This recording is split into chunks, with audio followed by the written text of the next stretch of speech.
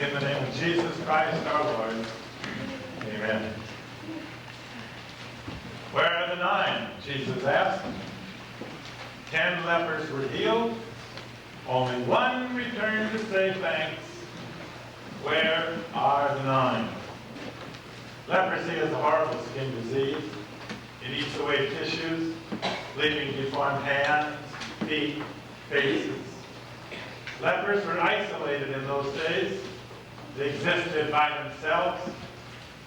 They were required to notify others when they were approaching so that the so-called normal people could keep out of their way. In the Middle Ages, lepers wore bells around their necks like cows, so that when you heard a bell ringing, then you knew that a leper was approaching and you needed to get out of the way. When lepers in Jesus' day felt that they were cured, they would go to the priest. The procedure required them to be checked by a priest, either in Jerusalem or if you're Samaritan. If the priest gave them a clear bill of health, then they could return to normal society. So when the 10 lepers called to Jesus from a distance, notice from a distance, called out, "Jesus, Master, have mercy," Jesus told them to go to the priest, to go show themselves to the priest. Even though they weren't healed, to go in faith, to start walking in faith on the way to the priest. Took a lot of faith, but on the other hand, if you're a leper, I suppose you'd try anything. So off they went. And while they were walking, their leprosy cleared, and they were miraculously healed. Can you imagine Jesus looking over the shoulder of the one who returned to give thanks? Looking over the shoulder, plaintively, sadly, probably shaking his head in continuing bewilderment over the peculiarities of us people, saying, "Where are the 9? Where are the 9? On the north side of Chicago is Evanston, Northwestern University, and Garrett Theological Seminary, from which I graduated, all of which are on the shores of beautiful Lake Michigan. Lake Michigan is usually a calm, blue, restful lake, but when storms strike, the lake can become fierce and destructive. And many years ago, during such a violent storm, a Northwestern University student named Edmund Spencer personally rescued 17 people from a shipwreck. He was exhausted. They carried him back to his room, and the young man just kept asking, "Did I do my best? Do you think I did my best?" Years later, at a convocation in Los Angeles, a speaker was describing that shipwreck and the heroic efforts of Edmund Spencer. And someone in the audience called out, "Mr. Spencer is here." So they invited him to the platform. He was quite elderly by now, frail and white-haired. And they asked Mr. Spencer to share what he remembered of the incident. And Edmund Spencer said, "I remember that of the 17 people I saved that day, not one of them has ever thanked me. Where are the 17? Where are the 9? A young man who was blind received new eyes from a donor, eyes that enabled him to see. And he was so profoundly grateful, he wrote a letter, a thank you letter to the eye bank. This was only the second thank you the eye bank had ever received after giving out over 30,000 eyes. Divide that 30,000 by 2. Where are the 14,998? Where are the 9? Someone has conjectured why the 9 did not return. One waited to see if the cure was real. One waited to see if it would last. One said he would see Jesus later. One decided that he never had leprosy. One he would have gotten well anyway. One gave glory to the priests. One said, oh, well, Jesus really didn't do anything. One said, any rabbi could have done it. And one said, well, I was already much improved. All the rationalizations we all invent so we don't have to express gratitude, so we don't have to feel indebted to anyone, so we can perpetuate the myth that we can do it all by ourselves, needing help from no one, a rugged, self-made individual. Nonsense. Dare you name anything you did all by yourself? Anything? That you didn't have support and encouragement? What about the education you received? What about the advantages you had because of the color of your skin? What about the contacts your family had? What about the advantages you had because you're an American? What about the genes you inherited from your ancestors? What about the very life you were given from God? What about the very air you breathe? Do it all by yourself? Where are the 9? This afternoon in Pinole, Dave and Patty Thompson are celebrating 25 years in ministry. Dave was pastor of this congregation for 10 years. And those of you who were blessed by Dave's ministry have been asked to write a letter to include in a surprise scrapbook. Did you write it? Now, lest you think I'm laying a guilt trip on you, I haven't written mine yet either. So if you haven't written it yet, you can do it later, and you can mail it, and they'll appreciate it when they get it. I know Dave and Patty are not petty people. They're not petty. But you wouldn't want them to read all the letters and then look off in the distance and wonder, I wonder why so-and-so didn't write. Where are the 9? Several months ago, I shared a letter of gratitude Ellie and I received from our youngest son, Craig. I read it during the sermon. Ralph Stevenson went home from the sermon and wrote a letter of gratitude to his parents.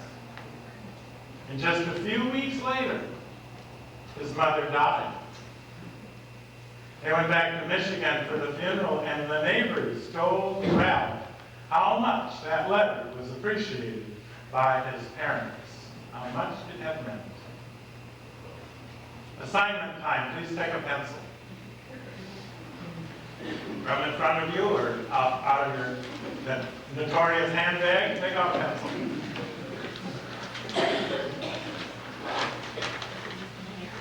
Take a corner of a bulletin or a card from in front of you.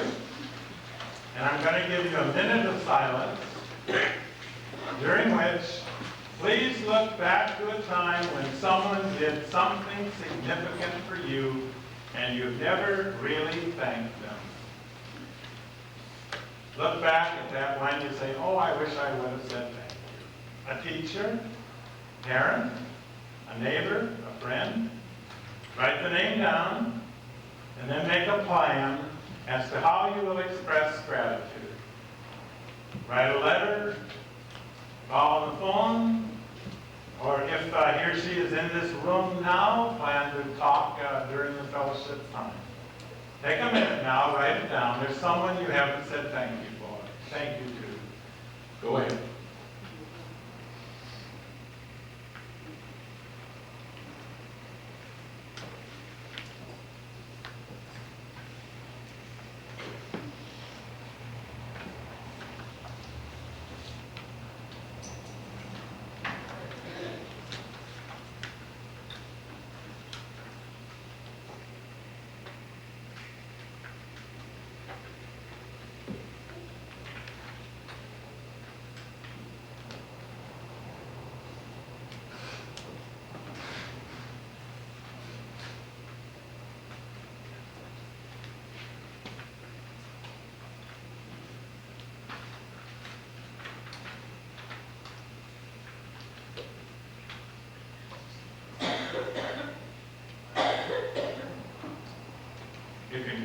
later if you haven't finished. Now, how about Jesus? Is Jesus looking off in the distance, waiting for you to come and say, thank you? Can you think of anything you have which is not a gift from God? Everything you have is a gift from God, beginning with your birth and your salvation. Your salvation is a gift from God. Salvation, justification, redemption, reconciliation, they're all wonderful Bible words that mean the same thing. They all mean a growing, developing relationship with God, and that is a gift. When you have a dynamic, personal relationship with Jesus, setbacks, problems, shortcomings, griefs are all swallowed up in gratitude and can be handled within an attitude of thanksgiving. Some people think their salvation, their relationship with God is not a gift, but something they earn. And they spend their lives piling up evidences of how good they are. They make a pile of achievements and then climb up on top of the pile to wait for their reward. They spend their lives anxiously hoping they're good enough. The Christian life, let me tell you, the Christian life begins with the reward. It begins with the reward. You are awarded salvation. You are awarded your life. You are awarded a relationship with God because God loves you. Not because you're good, but because God loves you. Your salvation is not dependent on how good you are, not dependent on how well you succeed, not dependent on how many A's you receive, not dependent on how rich you get. Your worthiness, your salvation is a gift from God, out of God's love, out of God's grace, all given to you. And what God expects in return is thank you. Thank you. And how can we thank Jesus? You thank Jesus with thank you prayers. Just thank you, Lord. You thank Jesus by giving thank offerings. You thank Jesus by living a good life. Your good life is a gift back to God out of gratitude. You thank Jesus by serving God, by doing God's work with your time, your talents, your service, your money. Why did God save you? Why does God love you?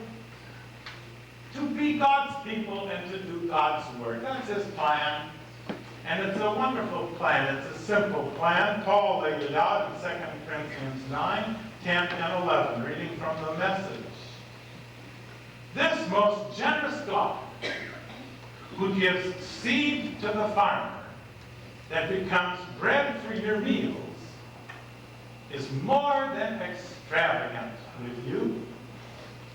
He gives you something you can then give away, which grows into full-formed lives, robust in God, wealthy in every way, so that you can be generous in every way, producing abundant and bountiful thanksgivings to God.